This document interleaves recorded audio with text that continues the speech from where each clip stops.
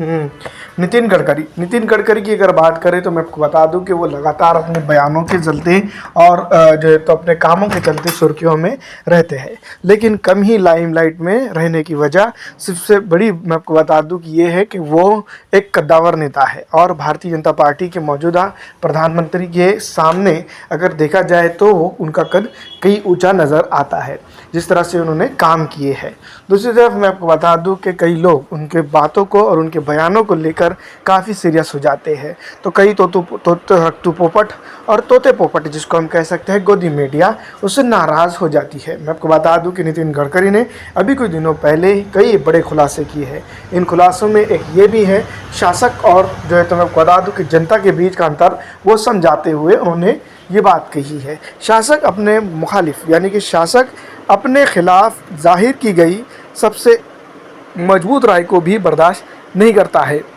केंद्रीय मंत्री नितिन गडकरी का ये बयान जैसे ही आना था, विपक्ष उसके ऊपर चुटकी लेता हुआ नजर आ रहा है। मैं आपको बता दूं कि नितिन गडकरी के बयानों को विपक्ष इन दिनों काफ़ी सीरियस लेता हुआ नजर आता है। मैं ये भी कह सकता हूं कि जिस तरह से नितिन गडकरी को लाइमलाइट में लाया जाता है उसके पीछे कहीं ना कहीं सत्ता पक्ष के साथ साथ विपक्ष का भी हाथ है, ऐसा हम कह सकते हैं। लेकिन दोस्तों मैं आपको बता दूँ कि जिस तरह से नितिन गडकरी ने जो बात कही है उसमें काफ़ी दम दिखाई देता है।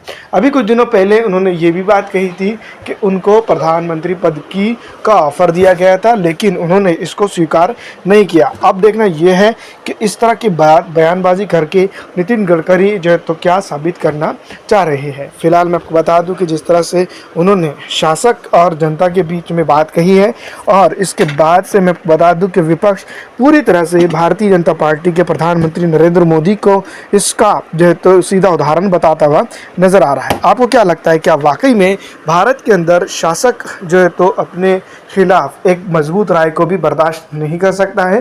फिलहाल की कंडीशन की अगर हम बात करें तो इसमें क्या दिखाई देता है कमेंट करके ज़रूर बताइएगा। लेकिन नितिन गडकरी जिस तरह से मैं आपको बता दूं काम कर रहे हैं और जिस तरह से मैं जो लोकसभा चुनाव से पहले ये उम्मीद लगाई जा रही थी कि भारतीय जनता पार्टी उनका टिकट जो है तो काट देंगी, इसके बाद मैं आपको बता दूं कि कई एक जगहों पर नितिन गडकरी को लेकर बड़े सवाल भी खड़े किए गए।